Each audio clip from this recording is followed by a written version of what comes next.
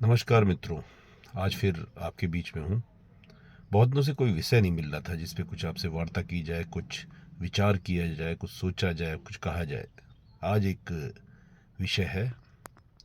विषय है आज के समय में, आज के जगत में, आज के परिप्रेक्ष्य में आपसी रिश्तों का सच, या किस तरह के रिश्ते होने चाहिए या नहीं होने चाहिए। मूलतः यह देखा गया है कोई भी रिश्ता एक दूसरे की ज़रूरतों के हिसाब से बना रहता है। चाहे घर हो, माँ हो, बाप हो, पिता हो, पुत्र हो। पर यही रिश्ते जो हैं जो आपके जीवन को संवारते हैं, बनाते हैं, बिगाड़ते हैं। और आज की डेट में अगर देखा जाए, आज के परिप्रेक्ष्य में देखा जाए, इन्हीं रिश्तों में बहुत बड़ा संकट है।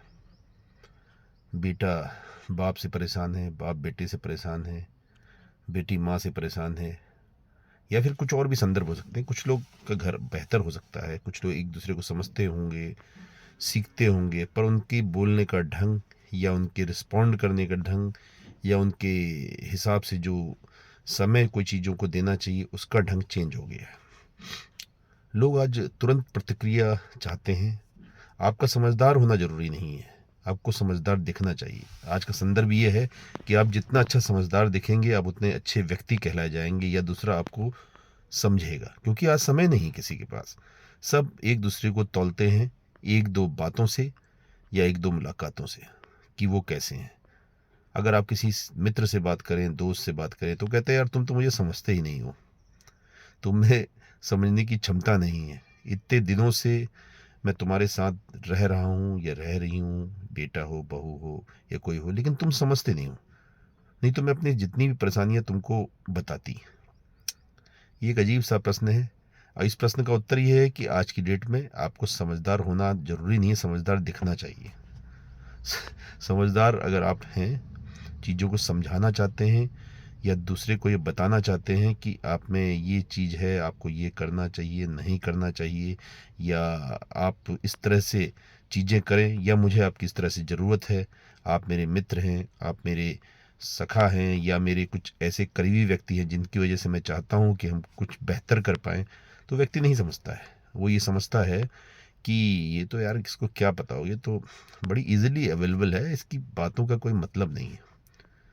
इट्स वेरी, मतलब इसको कहेंगे कि बहुत ज़रूरत के समय हमेशा खड़ा रहने वाला व्यक्ति सबसे बड़ा मूर्ख व्यक्ति होता है, या मूर्ख व्यक्ति समझा जाता है। ये समय है, इसमें किसी का दोष नहीं है। आज के संदर्भ में सत्य है। अगर आप किसी के लिए खड़े रहते हैं हमेशा, या उसको चाहते हैं कि वो आपके लिए खड़ा रहे, तो वो आपको कमज़ोर एक इस तरह का व्यक्ति समझता है कि जो ये हमेशा आपके लिए खड़ा रहता है। तो वो सोचता है यार ये बेवकूफ़ टाइप का आदमी इतना समय दे रहा है, इसकी इम्पोर्टेंस मेरी लाइफ में नहीं है।